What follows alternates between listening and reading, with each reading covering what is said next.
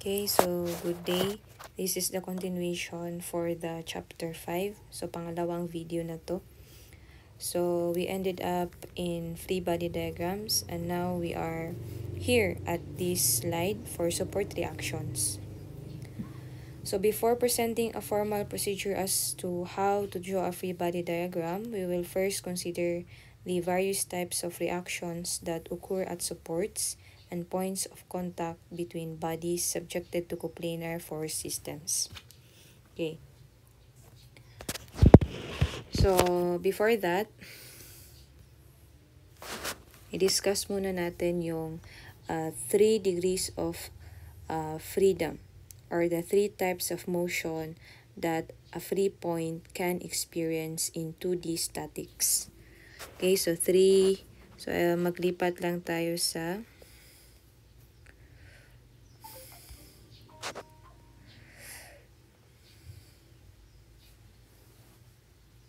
Okay, so in 2D statics, we have a free point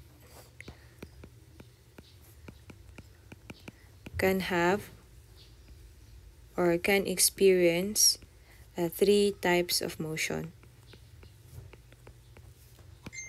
So we call this one the 3 degrees of freedom. So which are, first, translation in the x direction. Translation in the x direction. So let's say this is our body. So pwede siya, if it is free in 3 degrees, so pwede siyang one of the motion na pwede niyang gawin is mag-translate or mag-move in the x direction. Pangalawa is translation in the y direction. Y direction. So you can have movement along y. And then third type of motion that this free point can experience or have is yung rotation. Okay, so this body, pwede siyang mag-rotate pa ganun or pa ganun. Now, what will happen if i-prevent natin yung motion? I-prevent natin yung motion na to, itong tatlo, ng point natin, ng free point. So, hindi natin siya i-move or ipa-move sa x direction, sa y direction, and also hindi natin siya ipa-rotate. Okay, so if that is the case, for sure, our point or body will not move and will not rotate.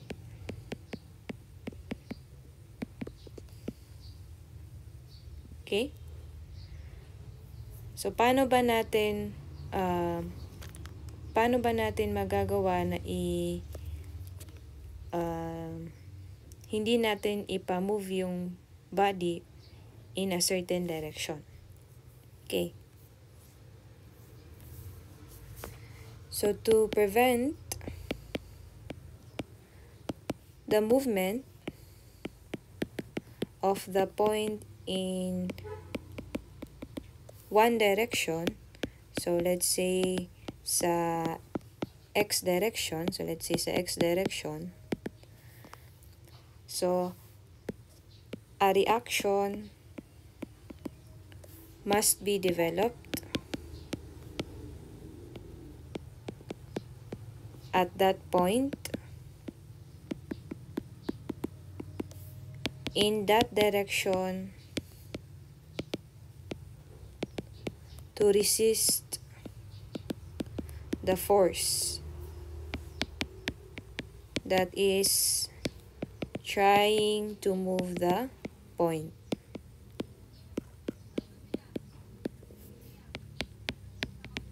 Okay, to resist the point, the force that is trying to move the point. So if we have here our free point, so gusto nating i-prevent yung movement niya in the x direction, so we must create a reaction to resist the force that is trying to move the point. So in this case, along x, kasi gusto nating i-prevent na hindi siya mag-translate in the x direction. So lalagyan natin siya ng reaction to resist the force. So a reaction along x. In this case, because we are restricting the motion in the x direction,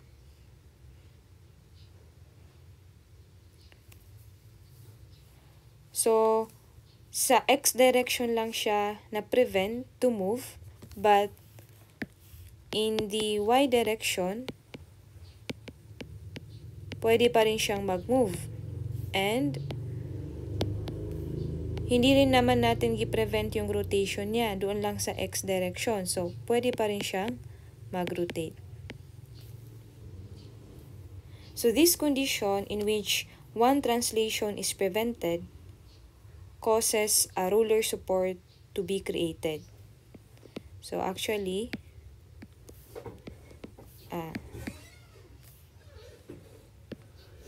so it causes a roller support to be created. So you have roller. Okay. So ang roller is one of the supports that we will see later on in our discussion. So it actually looks like this one. Pwede rin ganito lang. Okay. So a roller is only preventing translation in one direction. So to prevent that translation in that direction, may reaction tayo galing sa roller, no, to resist the force that is trying to move the point. So mayroon tayong isang reaction. Okay. Next, if the motion naman is restricted in the y direction. So if i-restrict natin sa y direction, no? So our body, diba, if free siya to move, it can move in the y direction. So kung i-prevent mo yung translation niya in the y direction, there should be a reaction to resist the force that is trying to move the point in the y direction. Okay. So, since dito lang natin i-prevent sa y direction, this body is still free to move in the x direction. And it is free to rotate. Okay. So, in this case, what actually happened is we created a roller support in the y direction. Okay, so in the y direction. So, in fact, a roller support can take any direction. So, pwedeng ang roller natin is, if this is the point, so the roller is paganyan yung orientation. Pwede rin na, okay, pahiga. Okay, so in any direction. And yung direction ng roller natin is yun din yung direction kung saan motion is prevented. Okay? So just like this one, yung roller natin, gusto niyang i-prevent yung translation in the y direction. So its orientation is parallel to the y direction. And dito rin, gusto mong i-prevent yung x direction, so you have a roller that is parallel to the x direction. Okay.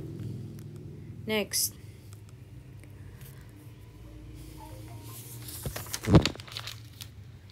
What if we prevent the motion in the x and y direction? So, sa x,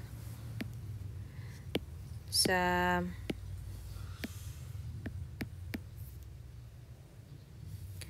X direction and Y direction, i-prevent natin.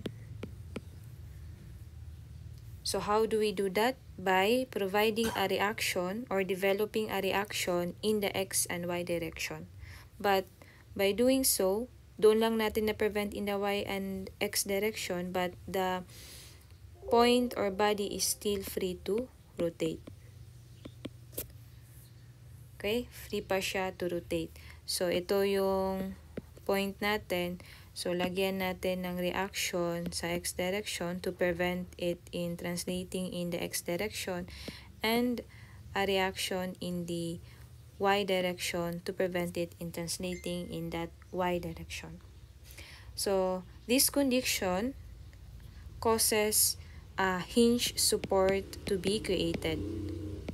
Hinge support to be created. So one of the supports that you will see later, no, in our discussion. So a hinge support looks like ganyan. Okay, so triangle. So a hinge support is trying to prevent the motion of the body in X and Y direction. So ito. So meron tayong reaction sa hinge support na dalawa, along X and along Y.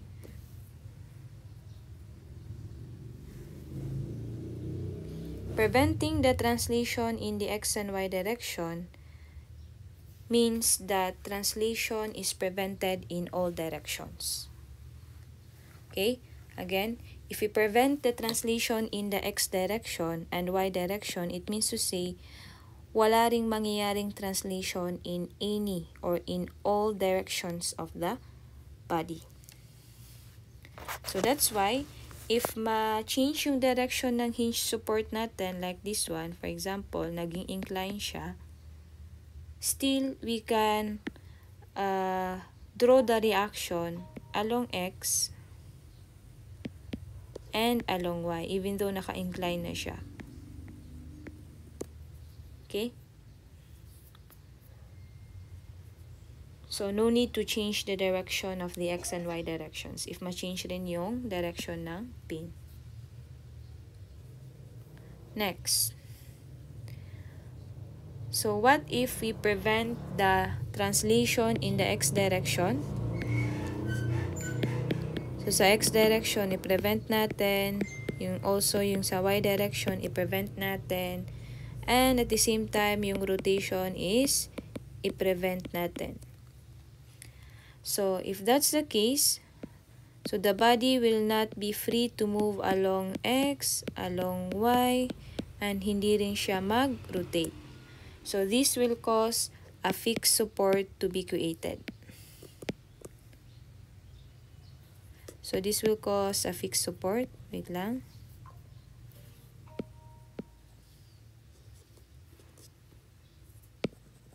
So,